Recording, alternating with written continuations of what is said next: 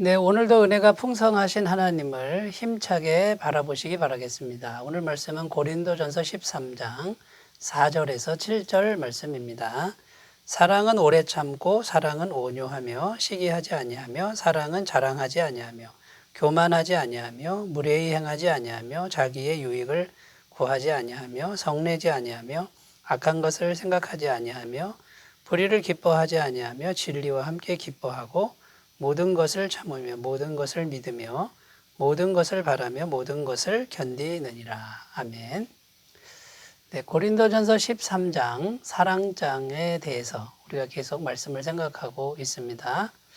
오늘부터는요 4절과 7절 말씀에 관련된 하나님의 사랑의 속성에 대해서 우리가 하나씩 살펴보려고 합니다. 그래서 사랑은 오래 참고 이렇게 이제 시작하는데, 자, 이런 사랑의 속성이 어떤 것이 있는지 우리가 하나씩 살펴보는데요. 이 사랑의 속성은 결국 하나님의 성품을 의미한다라는 것이죠. 아가페 사랑은 곧 하나님의 마음입니다. 하나님의 성품이죠. 그래서 이 하나님의 마음은 영원토록 변하지 않습니다. 조금도 줄어들거나 늘어나지도 않습니다. 완전한 사랑을 의미한다라고 보시면 됩니다. 하나님은 이 세상을 창조하셨을 때 이런 사랑의 속성을 가지고 사랑의 마음으로 창조하셨고요. 우리가 앞으로 이제 가야 될 천국도 역시 영원한 사랑으로 창조하시는 것입니다. 그래서 조금도 부족함 없는 사랑으로 천국을 창조하시기 때문에 거기가 바로 생명의 나라가 되는 것이죠. 영생이 있는 곳이 되는 것이고요. 그 아가페 사랑을 가지신 그 하나님이 죄인인 우리를 찾아오셨다라는 겁니다. 그래서 영원한 생명이 언제나 우리와 이제 함께 하시는 것이라는 거죠. 우리는 죄 때문에 고통스럽고 자신이 못마땅하지만 예수님의 십자가 보혈 때문에 영원한 사랑에 얼마든지 참여할 수 있고 소속될 수 있다는 것을 우리가 기뻐하셨으면 좋겠습니다. 그 하나님의 사랑은 절대로 실패하거나 포기하지 않는다고 성경은 말씀하고 있습니다. 여러분, 우리가 넘어질지라도 우리가 지쳐 쓰러질지라도 그 사랑은 여전히 우리를 찾아옵니다. 포기하지 않습니다. 이 진리의 말씀에 우리의 믿음의 뿌리를 꼭 내리셨으면 좋겠습니다. 자, 그래서 오늘 본문 말씀을 통해서 사랑의 속성을 이제 하나씩 살펴보겠는데요. 첫 번째로 우리가 생각할 것은 뭐냐면 이 아가페 사랑은 내가 물러나야만 살아날 수 있다라는 것입니다. 자, 내가 물러나야만 살아난다. 이게 무슨 뜻일까요?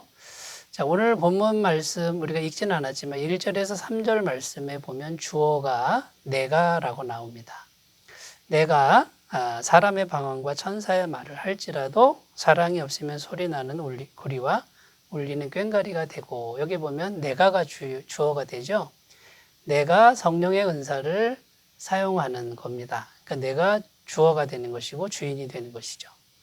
그런데 내가 주어가 되고 주인이 될 때는 내가 아무것도 아니요, 이렇게 지금 말씀하고 있는데 4절부터 7절은 주어가 바뀝니다. 사랑이 주어가 됩니다. 사랑은 아가페죠. 사랑은 오래 참고, 아가페는 오래 참고, 아가페는 온유하며, 이렇게 내가가 아니고요. 사랑이 주어가 됩니다. 그래서 사랑이 주어가 되니까 이제 하나님의 성품이 나타납니다. 영원한 성품, 영원한 생명이 나타난다라는 것입니다. 그러니까 내가 물러나야만, 다른 표현으로 내가 이제 죽는 자리로 가야만 이 사랑이 나타난다라는 겁니다. 자, 여러분, 내 안에서 나의 자아가 계속 살아나서 활동한다 그러면 어떻게 될까요? 우리의 마음 안에는 내가 주인이 되면 하나님의 사랑은 조용히 물러나게 돼 있습니다. 내가 살아나니까, 내가 살아나는데 오래 참음이 되겠습니까? 내가 살아났는데 온유함이 되겠습니까? 이게 불가능하다라는 겁니다. 투기와 교만과 자랑, 이것은 내가 살아날 때 나타나는 특징들 아닙니까?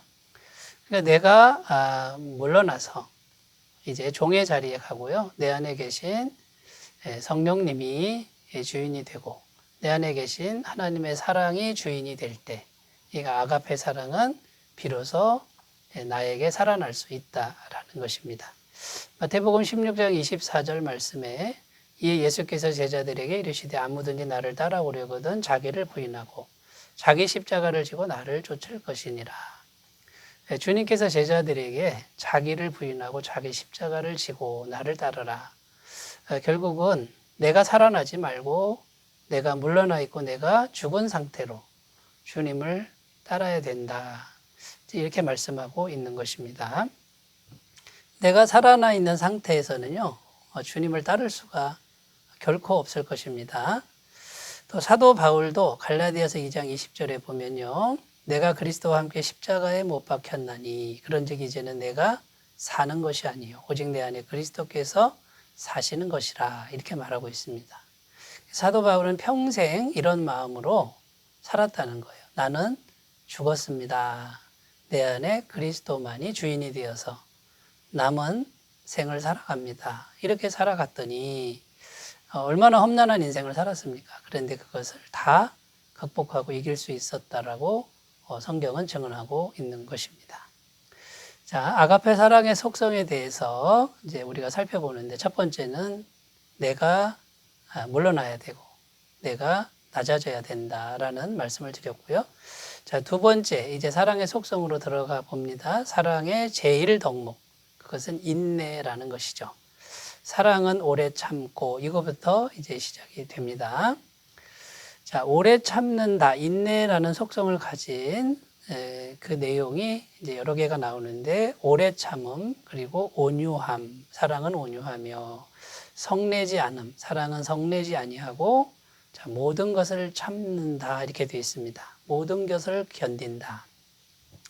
이제 오늘 말씀에 보면 인내라고 하는 것이 제일 처음 나오고 그 다음에 인내에 관련된 그런 말씀이 많이 나오고 있습니다. 그러니까 사랑하려면 반드시 인내가 있어야 됩니다. 인내가 없이는 사랑이 불가능하다. 이렇게 정리하시면 되겠습니다. 자, 하나님의 본질을 한번 우리가 생각해 보시면 하나님의 본질도 역시 인내라는 것을 성경이 증언해 주고 있습니다.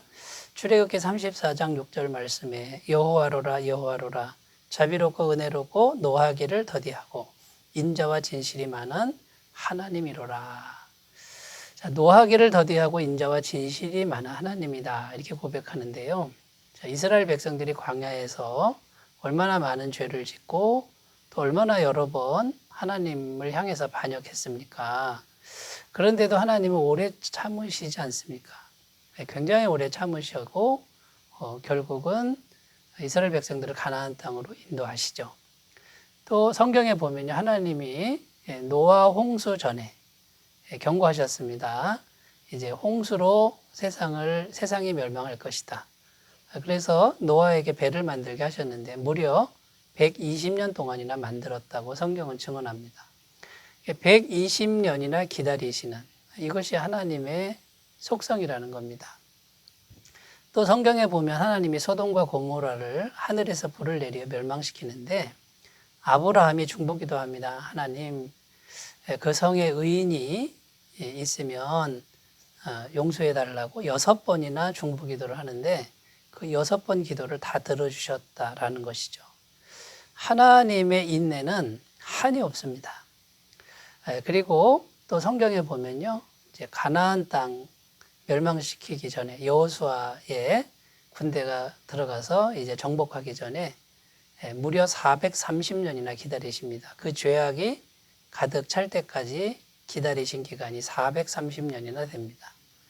여러분, 하나님의 이 오래 참음과 인내가 얼마나 큰지 우리가 잘 생각해 보시면 사랑의 속성 중에 인내가 아주 중요하다는 것을 알게 될 줄로 믿습니다.